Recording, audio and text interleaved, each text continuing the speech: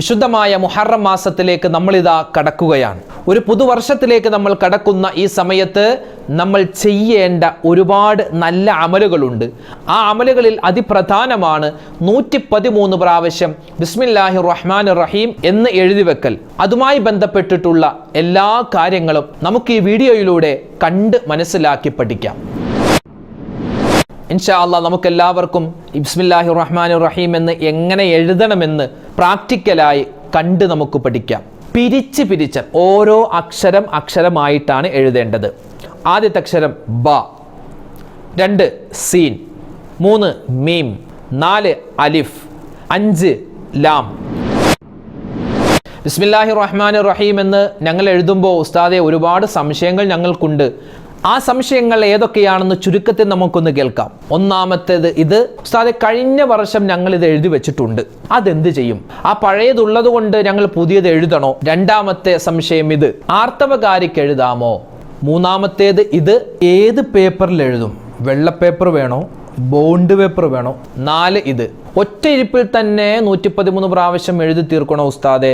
അഞ്ചാമത്തേത്, ഇത് രാത്രി തന്നെ എഴുതണോ ഉസ്താദെ? പകൽ എഴുതിയാൽ മതിയോ? പകൽ തന്നെ എഴുതണോ? രാത്രി എഴുതിയാൽ കുഴപ്പമുണ്ടോ? ഇങ്ങനെ ഒട്ടനവധി സംശയങ്ങൾ. ഒരു വീട്ടിലെ എല്ലാവരും എഴുതണോ എന്ന് ചോദിക്കുന്നവരുണ്ട്. എല്ലാ സംശയങ്ങൾക്കുള്ള മറുപടിയും ഇൻഷാ അല്ലാഹ് ഈ വീഡിയോയിലൂടെ പറയാം. സുബ്ഹാനല്ലാഹ്, അൽഹംദുലില്ലാഹ്. അസ്സലാമു അലൈക്കും വറഹ്മത്തുള്ളാഹി. ബിസ്മില്ലാഹ് വൽഹംദുലില്ലാഹ് അസ്സലാത്തു വസ്സലാമു അലാ റസൂലില്ലാഹ് വഅലാ ആലിഹി വസ്വഹ്ബിഹി അജ്മഈൻ, അമ്മാ ബഅദ്. സ്നേഹ ബഹുമാനം നിറഞ്ഞ മുഅ്മിനീങ്ങളെ, അൽഹംദുലില്ലാഹ് പരിശുദ്ധമായ മുഹറം മാസം നമ്മളിലേക്ക് കടന്നു വരാൻ ഏതാനും മണിക്കൂറുകൾ മാത്രമാണ് ബാക്കിയുള്ളത്. ഇനി വിശുദ്ധമായ ദുൽഹിജ്ജ മാസത്തെ യാത്രയാക്കുകയും കടന്നു വരുന്ന മുഹറം മാസത്തെ സ്വീകരിക്കുകയും ചെയ്യുക എന്ന വലിയ ദൗത്യത്തിലാണ് ഓരോ മുസൽമാനും ഉള്ളത്. ഇസ്തിഗ്ഫാർ കൊണ്ട്, തൗബ കൊണ്ട്, വലിയ ദിക്റുകളും സ്വലാത്തുകളും ഒക്കെ പറഞ്ഞ് ചെയ്തുപോയ പാപങ്ങൾ അല്ലാഹുവേ വിട്ടുപുറത്ത് മാപ്പാക്കണേ എന്ന് തൗബയുള്ള മനസ്സോടുകൂടിയാണ് ഓരോ വിശ്വാസിയും ഈ കഴിഞ്ഞു പോകുന്ന ഹിജ്റ വർഷത്തെ യാത്രയാക്കേണ്ടത്. ഇസ്ലാമിക് ന്യൂ ഇയർ, ഒരു പുതുവർഷം നമ്മളിലേക്ക് കടന്നു വരുമ്പോൾ പ്രിയപ്പെട്ട എൻ്റെ മുഅ്മിനീങ്ങൾ, എൻ്റെ മുഅ്മിനാത്തുകൾ, എൻ്റെ സഹോദരിമാർ, സഹോദരങ്ങൾ, ആ പരിശുദ്ധമായ പരിപാവനമായ മുഹറം മാസത്തിൻ്റെ ആദ്യത്തെ രാവിലും അതുപോലെ ഒന്നാമത്തെ ദിവസത്തിൻ്റെ പകലിലും നമ്മൾ ചെയ്തു തീർക്കേണ്ട 1-2 അമലുകൾ അതിപ്രധാനമാണ്.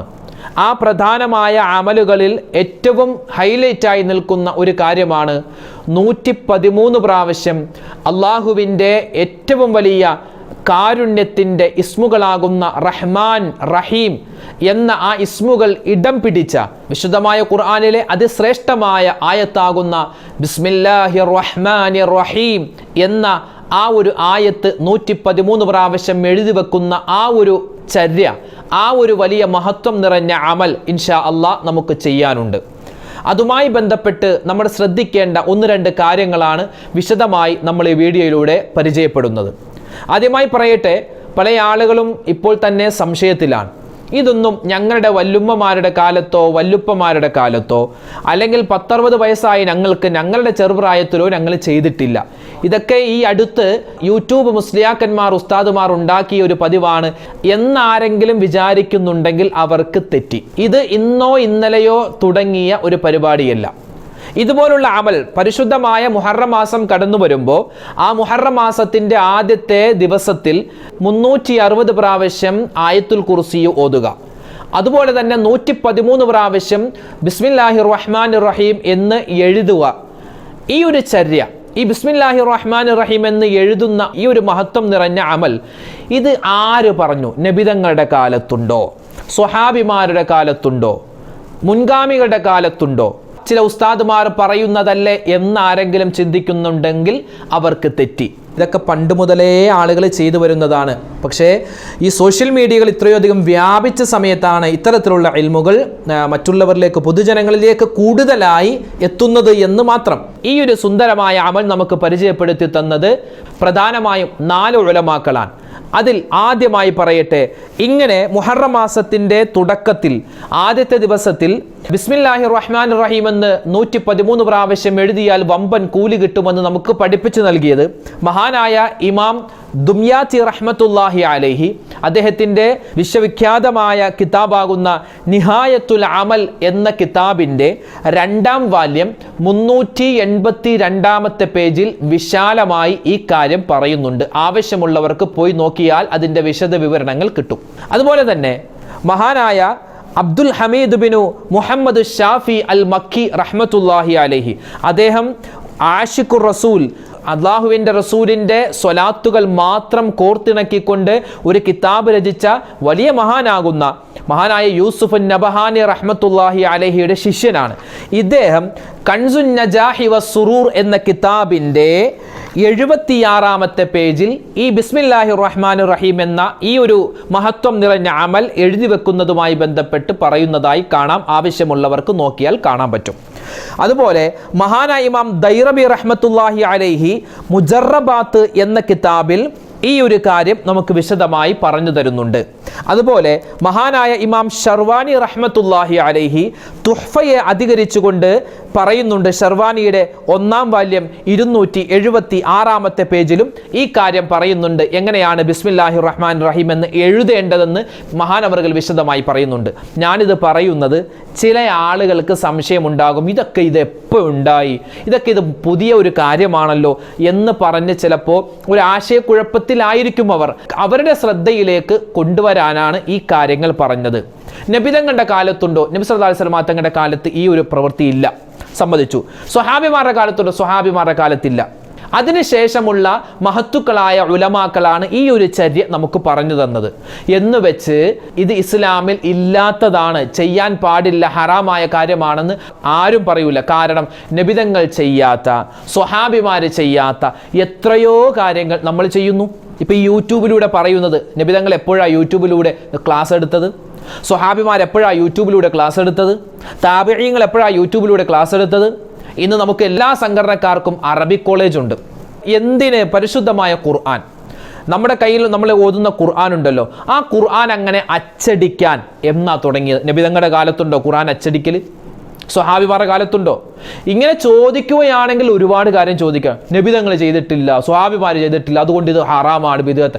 എന്തൂട്ടാണ് ഒരു അമൽ ചെയ്യുന്നതിന്, ഒരു പരിശുദ്ധമായ അമൽ. ഇനി ഇത് പറയുമ്പോൾ ഒരുപാട് ആയത്തും ഹദീസൊക്കെ ആയിട്ട് വന്നേക്കാം. അവരോട് പറയാനുള്ളത്, നിങ്ങൾക്ക് നിങ്ങളുടെ കാര്യം, നമുക്ക് നമ്മുടെ കാര്യം. അപ്പം ഇത് പറയുന്നത് ഒരുപാട് ലക്ഷക്കണക്കിന് ഉമ്മമാരും ഉപ്പമാരും കാത്തിരിക്കുകയാണ്. ഉസ്താദെ, ആ ബിസ്മി എപ്പോഴാണ് എഴുതേണ്ടത്, അതെങ്ങനെയാണ് എഴുതേണ്ടത് എന്നൊരുപാട് പേര് കാത്തിരിക്കുകയാണ്. അതിങ്ങനെ ചോദിച്ചു കൊണ്ടിരിക്കുന്നു. അവരിൽ പല ആളുകളും ഇത് എഴുതി വെച്ചിട്ട് അതിൻ്റെ മഹത്വം മനസ്സിലാക്കിയവരാണ്. അവരോടാണ് എനിക്കിനി പറയാനുള്ളത്. ബിസ്മില്ലാഹിർ റഹ്മാനിർ റഹീം എന്ന് പറയുന്ന ആ പരിശുദ്ധമായ ഖുർആനിലെ ആയത്ത് അതിശ്രേഷ്ഠമായ ആയത്താണ്. എൻ്റെ ഉമ്മമാരെ, എൻ്റെ ഉപ്പമാരെ, അത് എഴുതി വെക്കുക മാത്രമല്ല, നിത്യമായി ഇത് നമ്മൾ പറയുക മാത്രമല്ല, അത് സ്ഥിരമായി നമ്മൾ നമ്മുടെ ഒരു ദിനചര്യയായി കൊണ്ട് നടക്കേണ്ടതാണ്. ഭക്ഷണം കഴിക്കുമ്പോൾ ബിസ്മില്ലാഹിർ റഹ്മാനിർ റഹീം, നമ്മൾ വസ്ത്രം ഇടുമ്പോൾ ബിസ്മില്ലാഹിർ റഹ്മാനിർ റഹീം, ഒരു വസ്തു എടുക്കുമ്പോൾ ബിസ്മില്ലാഹിർ റഹ്മാനിർ റഹീം, ഉറങ്ങാൻ കിടക്കുമ്പോൾ ബിസ്മില്ലാഹിർ റഹ്മാനിർ റഹീം. എന്ത് നല്ല കാര്യം ചെയ്താലും ബിസ്മില്ലാഹിർ റഹ്മാനിർ റഹീം എന്നുകൊണ്ടേ നമ്മൾ തുടങ്ങാവൂ. ഇത് നമുക്ക് പഠിപ്പിച്ചു നൽകിയത് മുത്തായ റസൂലാണ്. അതുകൊണ്ട് ഒരു വർഷം, ഒരു ഹിജ്റ വർഷത്തിന്റെ തുടക്കത്തിൽ നല്ല കാര്യങ്ങൾ ഒരുപാട് ചെയ്യാനുള്ള ഒരു പുതിയ വർഷത്തിന്റെ തുടക്കത്തിൽ 113 പ്രാവശ്യം ബിസ്മില്ലാഹിർ റഹ്മാനിർ റഹീം എന്ന് നമ്മൾ നാവ് കൊണ്ട് പറയുകയും അത് എഴുതുകയും ചെയ്താൽ വമ്പൻ നേട്ടമാണ് കിട്ടാനുള്ളത്, യാതൊരു സംശയവുമില്ല.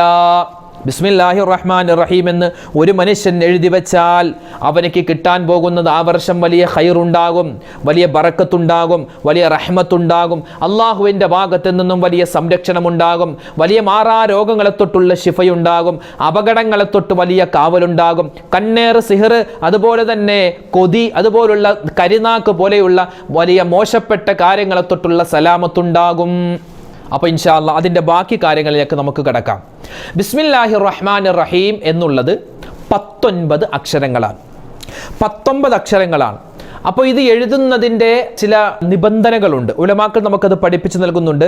ബിസ്മില്ലാഹിർ റഹ്മാനിർ റഹീം എന്ന് നമ്മൾ ഈ മുഹറം മാസത്തിൻ്റെ പ്രഥമ ദിവസത്തിൽ, ആദ്യത്തെ ദിവസത്തിൽ എഴുതുമ്പോൾ ശ്രദ്ധിക്കേണ്ട ചില കാര്യങ്ങളുണ്ട്. അതാദ്യം ഞാൻ പറയാം. ഈ ബിസ്മില്ലാഹിർ റഹ്മാനിർ റഹീം എന്ന് നമ്മൾ എഴുതാനിരിക്കുമ്പോൾ ഖിബ്ലയിലേക്ക് മുന്നിട്ട് ഇരിക്കുക.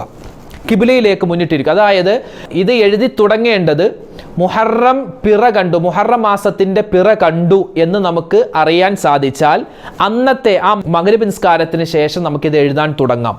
അങ്ങനെ മുഹറം മാസത്തിൻ്റെ രാവ് തൊട്ട് തുടങ്ങി മുഹറം മാസത്തിൻ്റെ ഒന്നാമത്തെ പകൽ അവസാനിക്കുന്ന മഗ്‌രിബിൻ്റെ സമയം വരെ നമുക്ക് ടൈം കിടക്കുകയാണ്.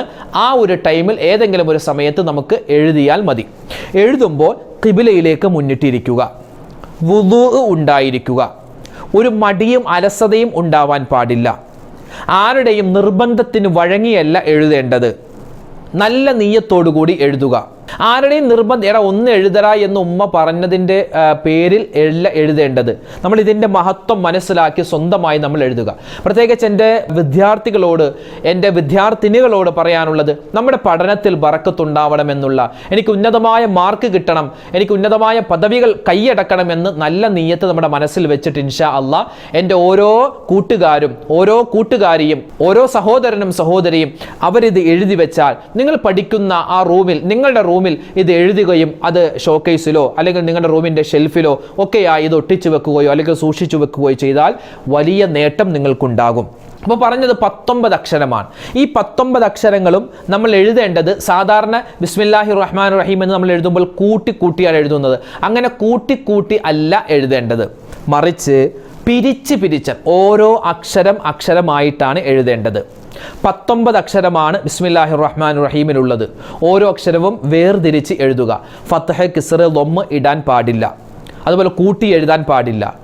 അതുപോലെ വള്ളി പുള്ളി ഇടാൻ പാടില്ല. ഇൻഷാ അള്ളാഹ് നമുക്കെല്ലാവർക്കും ബിസ്മില്ലാഹിർ റഹ്മാനിർ റഹീം എന്ന് എങ്ങനെ എഴുതണമെന്ന് പ്രാക്ടിക്കലായി കണ്ട് നമുക്ക് പഠിക്കാം. ആദ്യത്തെ അക്ഷരം ബ, 2 സീൻ, 3 മീം, 4 അലിഫ്, 5 ലാം, 6 ലാം, 7 ഹ, 8 അലിഫ്, 9 ലാം, 10 റ, 11 ഹ, 12 മീം, 13 നൂൻ, 14 അലിഫ്, 15 ലാം, 16 റാ, 17 ഹ, 18 യാ, 19 മീം. അങ്ങനെ 19 അക്ഷരങ്ങൾ 113 പ്രാവശ്യം നമ്മളൊരു പേപ്പറിൽ എഴുതുകയും അത് ഹംല് ചെയ്യണമെന്നാണ് ഉലമാക്കൾ. ഹംല് എന്ന് പറഞ്ഞാൽ ചുമക്കുക.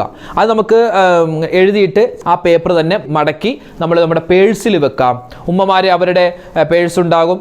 ചില ആളുകൾ മൊബൈലിൻ്റെ കവറിൻ്റെ പുറകിൽ വെക്കാം, കുഴപ്പമില്ല. പക്ഷേ മൊബൈലൊക്കെ ആയിട്ട് നമ്മളെപ്പോഴും ബാത്റൂമിലൊക്കെ കയറുന്നതല്ലേ, അതുകൊണ്ട് അവിടെ വെക്കാതിരിക്കലാണ് ഹൈർ. നമ്മൾ വീടിൻ്റെ ഉള്ളിൽ തന്നെ നമ്മുടെ ഷോക്കേസ് ഉണ്ടാകും, അല്ലെങ്കിൽ വാതിലിൻ്റെ മുകളിൽ വെക്കാം, ഷെൽഫിൽ വെക്കാം, കാറിൻ്റെ ഉള്ളിൽ വെക്കാം. സ്ഥാപനങ്ങൾ, കച്ചവട സ്ഥാപനങ്ങൾ, കടയുണ്ടാകും, കച്ചവട സ്ഥാപനങ്ങളുണ്ടാകും, അവിടെ വെക്കാം. ഇവിടങ്ങളിലെല്ലാം നമുക്ക് ഇത് സൂക്ഷിച്ച് വെക്കാവുന്നതാണ്. ഇതാണ് ബിസ്മില്ലാഹിർ റഹ്മാനിർ റഹീം എഴുതേണ്ട രൂപവും കോലവും. കഴിഞ്ഞ വർഷവും അതിൻ്റെ മുമ്പത്തെ വർഷവുമൊക്കെ നമ്മൾ ഈ ഒരു വിഷയം പറഞ്ഞപ്പോൾ അതിൻ്റെ കമൻറ്റ് സെക്ഷനിൽ ഒരുപാട് ഉമ്മമാരും ഒപ്പമാരും അതുമായി ബന്ധപ്പെട്ട് സംശയങ്ങൾ ചോദിച്ചിരുന്നു. ഇൻഷാ അല്ലാഹ് ആ സംശയങ്ങൾക്കുള്ള വിശാലമായ മറുപടി നമ്മൾ ഈ വീഡിയോയിലൂടെ പറയുകയാണ്. ഒന്നാമത്തെ സംശയം, ഉസ്താദേ ഏത് പേപ്പറിൽ എഴുതും? വെള്ള പേപ്പർ വേണോ, ബോണ്ട് പേപ്പർ വേണോ, കുട്ടികളുടെ ബുക്കിൽ നിന്ന് കീറിയ പേപ്പർ വേണോ, ഏത് പേപ്പർ വേണം? ഏത് പേപ്പറായാലും കുഴപ്പമില്ല.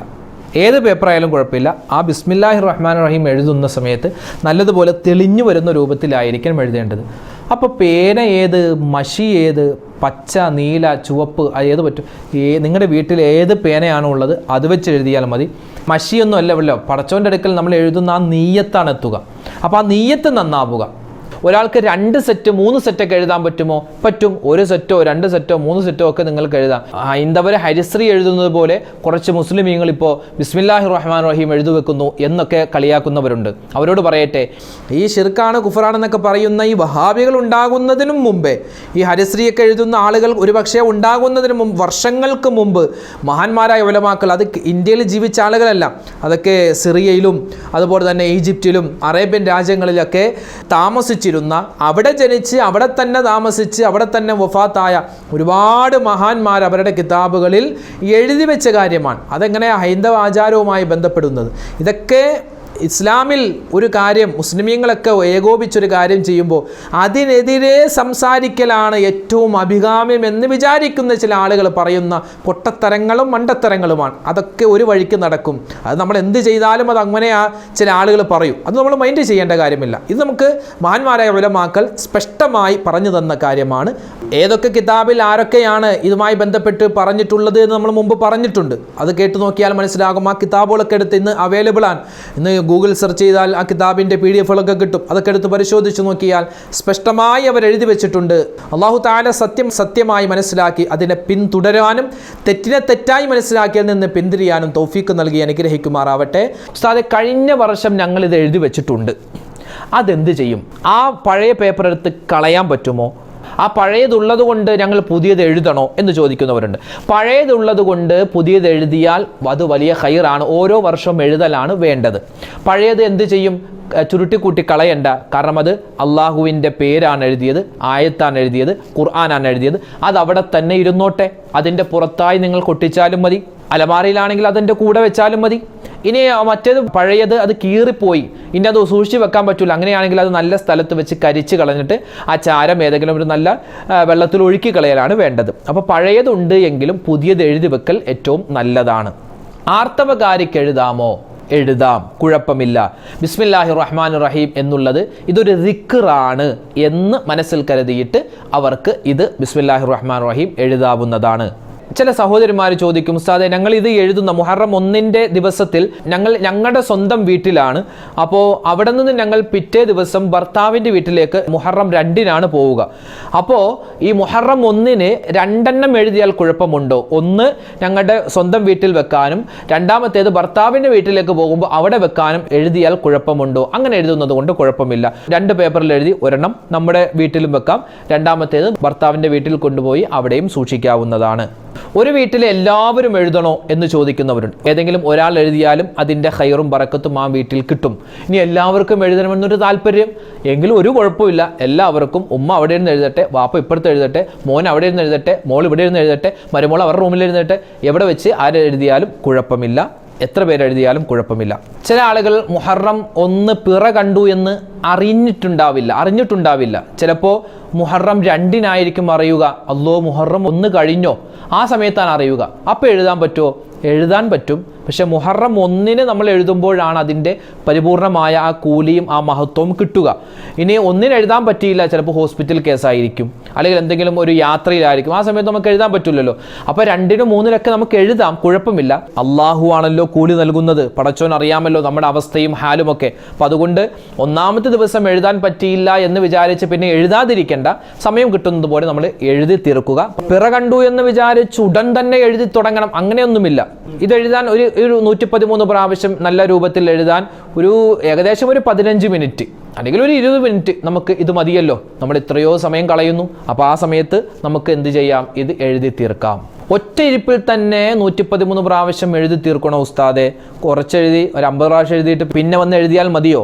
ഒറ്റ ഇരിപ്പിന് തന്നെ എഴുതി തീർക്കലാണ് ഖൈർ. ഒരു കാര്യം നമ്മൾ ചെയ്യുമ്പോൾ, നമ്മളിപ്പോൾ 4 റക്അത്ത് നിസ്കരിക്കുന്നു, ആ 2 റക്അത്ത് നിസ്കരിച്ച് പിന്നെ വന്നല്ലോ 2 റക്അത്ത് നിസ്കരിക്കുന്നു. ആ ഒരു ടൈമിൽ നമ്മൾ 4 റക്അത്ത് നിസ്കരിച്ചു പോകുന്നു. അതാണ് അതിൻ്റെ ആ മര്യാദ, അതാണ് ചെയ്യേണ്ടത്.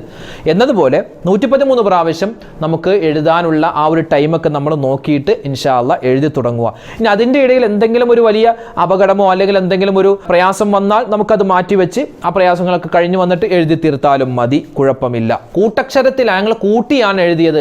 ഞങ്ങൾ എഴുതിയപ്പോൾ കൂട്ടി എഴുതിപ്പോയി ഉസ്താദെ, അതുകൊണ്ട് എന്തെങ്കിലും പ്രശ്നമുണ്ടോ? കൂട്ടി എഴുതലല്ല നമുക്കിവിടെ വേണ്ടത്. നമുക്ക് ഓരോന്നിനും ഓരോ രൂപമാണല്ലോ. ഇവിടെ എഴുതേണ്ടത് ഓരോ അക്ഷരവും ഇടവിട്ട് ഓരോ അക്ഷരം വ്യക്തമായി എടുത്താണ് എഴുതേണ്ടത്.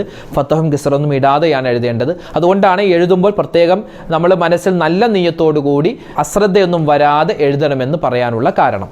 ഇനി അങ്ങനെ കൂട്ടി എഴുതിപ്പോയെന്ന് പറഞ്ഞ് വേറെ പ്രശ്നമൊന്നും വരാനില്ല. നമ്മൾ അത് എണ്ണത്തിൽ കൂട്ടാതെ, ഇപ്പോൾ ഒരു പ്രാവശ്യം, ഇപ്പോൾ 100-ാമത്തെ പ്രാവശ്യം നമ്മൾ എഴുതിയപ്പോൾ അറിയാതെ കൂട്ടി എഴുതിപ്പോയി, ബിസ്മില്ലാഹിർ റഹ്മാനിർ റഹീം കൂട്ടി എഴുതിപ്പോയി. നമ്മൾ എന്ത് ചെയ്യുക? അത് നമ്മൾ എണ്ണത്തിൽ കൂട്ടാതെ, അതവിടെ കിടന്നോട്ടെ, എണ്ണത്തിൽ കൂട്ടാതെ പിന്നെ ബാക്കി എഴുതുമ്പോൾ നമ്മൾ ആദ്യം എഴുതിയതുപോലെ ഓരോ അക്ഷരം ഇടവിട്ട് എഴുതാൻ ശ്രദ്ധിക്കുക. നമ്പറിട്ട് എഴുതണോ ഉസ്താദെ? നമ്പറിട്ട് എഴുതലാണ് നല്ലത്. കാരണം അത് നമുക്ക് പെട്ടെന്ന് അറിയാൻ പറ്റുമല്ലോ. 1, 2, 3, 4 എന്ന് എഴുതിയാൽ വേഗത്തിൽ നമുക്ക് മനസ്സിലാകും. അല്ലെങ്കിൽ പിന്നെ നമ്മൾ ഒരു ഒറ്റ പേപ്പറിൽ ഇങ്ങനെ എഴുതി, പിന്നെ എണ്ണി നോക്കി, അപ്പോൾ എത്രയായി? 70 പിന്നെയും ഒരു പേപ്പർ എഴുതി, പിന്നെ നോക്കുമ്പോൾ 115 അപ്പോൾ നമുക്കൊരു വസ്വാസം ഉണ്ടാകും. അതുകൊണ്ട് നമ്പർ ഇട്ട് എഴുതലാണ് ഏറ്റവും ഖൈർ. എഴുതുന്നതിൻ്റെ ഇടയിൽ ഫത്തഹും കിസ്റും ഇട്ടുപോയി ഉസ്താദ് എന്ത് ചെയ്യും? അങ്ങനെ ഫത്തഹും കിസ്റും ഇടാൻ പാടില്ലെന്നാണ്. ഇനി അറിയാതെ ഇട്ടുപോയാൽ കുഴപ്പമില്ല. പിന്നെ ഫത്തഹും കിസ്റും അധികരിച്ചാൽ നമ്മൾ നേരത്തെ പറഞ്ഞതുപോലെ അത് അവിടെ കിടന്നോട്ടെ, ആ ബിസ്മിയോടെ കിടന്നോട്ടെ. അത് നമ്മൾ എണ്ണത്തിൽ കൂട്ടാതെ ബാക്കി നമ്മൾ ഫത്തഹും കിസ്റും ഒന്നും ഇടാത്തത് നമ്മൾ എണ്ണി 113 ആക്കാൻ ശ്രമിക്കുക. രാത്രി തന്നെ എഴുതണോ ഉസ്താദെ, പകൽ എഴുതിയാൽ മതിയോ? പകൽ തന്നെ എഴുതണോ, രാത്രി എഴുതിയാൽ കുഴപ്പമുണ്ടോ? അങ്ങനെ ചോദിക്കുന്നവരുണ്ട്. ഏത് സമയത്തും എഴുതാം, രാത്രിയും എഴുതാം, പകലും എഴുതാം. പക്ഷേ ആ ഒന്നാമത്തെ ദിവസത്തിൻ്റെ മഗ്‌രിബിന് മുമ്പ് എഴുതി തീർക്കലാണ് വേണ്ടത്. എഴുതുന്നതിൻ്റെ ഇടയിൽ ഉസ്താദെ വുളൂ മുറിഞ്ഞു പോയി, അപ്പോൾ എന്ത് ചെയ്യണം? ബാക്കി അങ്ങോട്ട് എഴുതാമോ? നമ്മൾ വുളൂ പോയെങ്കിൽ അവിടെ എഴുത്തി നിർത്തുക, പോയി വുളൂ എടുക്കുക, വരിക, ബാക്കി എഴുതുക. പിന്നെ ഇത് ഒരു നിർബന്ധമായ അമലൊന്നുമല്ല. നിസ്കാരം പോലെ, റമദാനിലെ നോമ്പ് പോലെ, സക്കാത്ത് പോലെ നിർബന്ധമായ ഒരു അമലല്ല. ഇത് പരിശുദ്ധമായ മുഹറം മാസത്തിൻ്റെ 1-ാമത്തെ ദിവസം ചെയ്തില്ലെങ്കിൽ പിന്നെ ഈ വർഷം തന്നെ പോയി, അങ്ങനെയൊന്നും ആരും ചിന്തിക്കരുത്. ഇതൊരു നല്ല ഒരു അമലാണ്, നല്ലൊരു ചര്യയാണ്. അത് ചെയ്താൽ ഖൈറുണ്ട്. ചെയ്തില്ല എന്ന് വെച്ച് നമ്മുടെ ജീവിതം കോഞ്ഞാട്ടയായി എന്നൊന്നും ആരും വിചാരിക്കേണ്ട. ഇത് നിർബന്ധമാണ്, അങ്ങനെ ഒന്നുമില്ല. ഇത് ചെയ്യുന്നവർക്ക് ചെയ്യാം, ചെയ്യണ്ടെന്ന് വിചാരിച്ചവർക്ക് ചെയ്യണ്ട, കുഴപ്പമൊന്നുമില്ല. പടച്ചോൻ പിടിച്ച് നാളെ ശിക്ഷിക്കുകയൊന്നുമില്ല കേട്ടോ. അപ്പോൾ അതുകൊണ്ട് ഇത് ചെയ്യുന്നവർക്ക് നല്ല മനസ്സോടുകൂടി ചെയ്താൽ അതിൻ്റെ പ്രതിഫലം പടച്ചോൻ തരും, ചെയ്യാത്തവർക്ക് ചെയ്യണ്ട, അത്രേ ഉള്ളൂ. ഈ വർഷത്തെ മുഹറം മാസം കടന്നു വരുന്നത് നാളെ ദുൽഹിജ്ജ 29. നാളെ മഗ്‌രിബോടുകൂടി നിലാവ് കണ്ടാൽ മറ്റന്നാൾ ഞായറാഴ്ച മുഹറം 1 ഇനി നാളെ മഗ്‌രിബോടുകൂടി നിലാവ് കണ്ടില്ല എങ്കിൽ മറ്റന്നാൾ ഞായറാഴ്ച ദുൽഹിജ്ജ 30 പൂർത്തിയാക്കി തിങ്കളാഴ്ച 1 അല്ലാഹു തആല വേഗത്തിൽ നമ്മളിലേക്ക് ആ മാസത്തെ എത്തിച്ചു നൽകുകയും ഒരുപാട് സൽക്കർമ്മങ്ങൾ ചെയ്യാനുള്ള മഹാഭാഗ്യം അല്ലാഹു തആല നൽകി അനുഗ്രഹിക്കുമാറാവട്ടെ. അൽഹംദുലില്ലാഹ്, ന്യൂസിലാൻഡ് ഇസ്ലാമിക് ചാനൽ നിങ്ങളിലേക്ക് എത്തിക്കുന്ന ഇത്തരം വ്യത്യസ്തമായ ഒരുപാട് അറിവുകൾ നിറഞ്ഞ വീഡിയോകൾ കാണുകയും ഇതിൽ പറയപ്പെട്ടിട്ടുള്ള കാര്യങ്ങൾ ജീവിതത്തിൽ അമൽ ചെയ്യാൻ പ്രത്യേകം ശ്രദ്ധിക്കുക. ഇതുപോലുള്ള വീഡിയോകൾ കിട്ടാൻ നമ്മുടെ ചാനൽ മറക്കാതെ സബ്സ്ക്രൈബ് ചെയ്യുക. അല്ലാഹു സുബ്ഹാനഹു വ തആല നമുക്കും നമ്മളോട് ബന്ധപ്പെട്ട എല്ലാവർക്കും, ഈ വീഡിയോ കാണുന്നവർക്കും, ഇതനുസരിച്ച് അമൽ ചെയ്യുന്നവർക്കും, ഇത് മറ്റുള്ളവരിലേക്ക് എത്തിച്ചു കൊടുക്കുന്നവർക്കും ദുനിയാവിലും ആഖിറത്തിലും വിജയികളിൽ ഉൾപ്പെടാനുള്ള തൗഫീഖ് നൽകുമാറാവട്ടെ. നമ്മളോട് ആരെല്ലാം ദുആ ചെയ്യാൻ പറഞ്ഞിട്ടുണ്ട്, പ്രത്യേകിച്ച് കമൻറ്റുകളിലൊക്കെ ഒരുപാട് ദുആ വസിയത്ത് പറയുന്നവരുണ്ട്. എല്ലാവരുടെയും ഹലാലായ മുറാദ് അല്ലാഹു ഹാസിലാക്കുമാറാവട്ടെ. നമ്മളോട് ദുആ കൊണ്ട് വസിയത്ത് ചെയ്തവർ, നമ്മെ സഹായിച്ചവർ, നാം ഇഷ്ടപ്പെടുന്നവർ, നമ്മെ ഇഷ്ടപ്പെടുന്നവർ, ലോക മുഅ്മിനീങ്ങൾ എല്ലാവർക്കും അല്ലാഹു എല്ലാവിധ ഖൈറുകളും സലാമത്തുകളും ബറകാത്തുകളും ഒരുപാട് നൽകി അനുഗ്രഹിക്കുമാറാവട്ടെ. എല്ലാ രോഗങ്ങൾക്കും പടച്ചവൻ ശിഫാ നൽകുമാറാവട്ടെ. മരണപ്പെട്ടവർക്ക് അല്ലാഹു തആല മഗ്ഫിറത്ത് നൽകി അനുഗ്രഹിക്കുമാറാവട്ടെ. എല്ലാ അസുഖങ്ങളെ തൊട്ടും രോഗങ്ങളെ തൊട്ടും അല്ലാഹു നമ്മളെയും നമ്മുടെ ബന്ധുമിത്രാദികളെയും കാക്കുമാറാവട്ടെ. ആമീൻ യാ റബ്ബൽ ആലമീൻ. അസ്സലാമു അലൈക്കും വറഹ്മത്തുള്ളാഹി വബറകാതുഹു.